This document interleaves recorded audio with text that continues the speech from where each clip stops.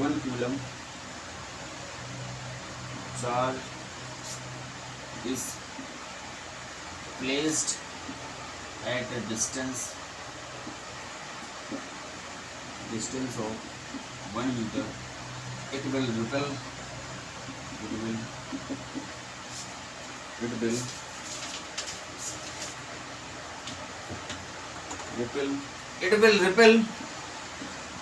with the force of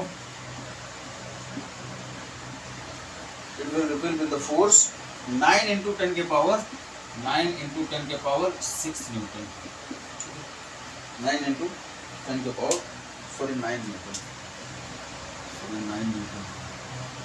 ठीक है। अगर 1 कूलम को डिफाइन करना है, 1 कूलम क्या होता है, तो 1 coulomb charge is placed at a distance of 1 metre, it will repel with the force of 9 into 10 के पावर 9 न्यूटन, ठीक है। Again we are saying all the thing, Coulomb's क्या होता है, Coulomb's law is nothing but it states that the force of attraction between the 2 point charges is directly proportional to the product of the distance, product of the charges, and inversely proportional to the product square of the distance, ठीक है। तो Coulomb's law is nothing but, Coulomb's का एक ही मतलब है कि it states that the force of attraction between the 2 point charges, अगर 2 point charges में जो force of attraction और repulsion होगा तो is directly proportional to the magnitude of charges and inversely proportional to the square of the distance, ठीक है।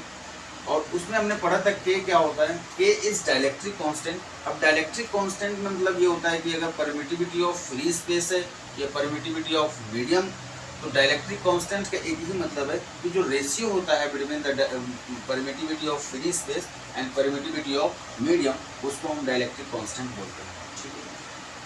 Epsilon and epsilon naught is nothing but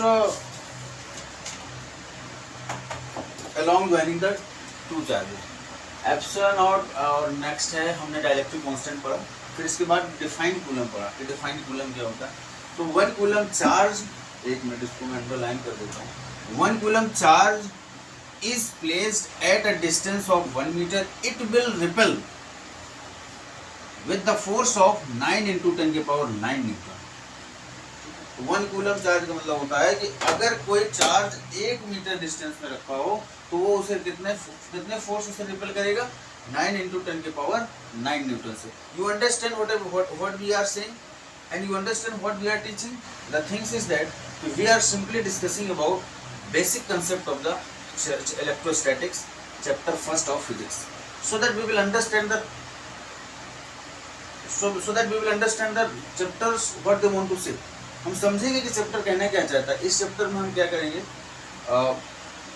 Coulomb's law पढ़ा, next हम इसके बाद vector form में कूलम को पढ़ेंगे।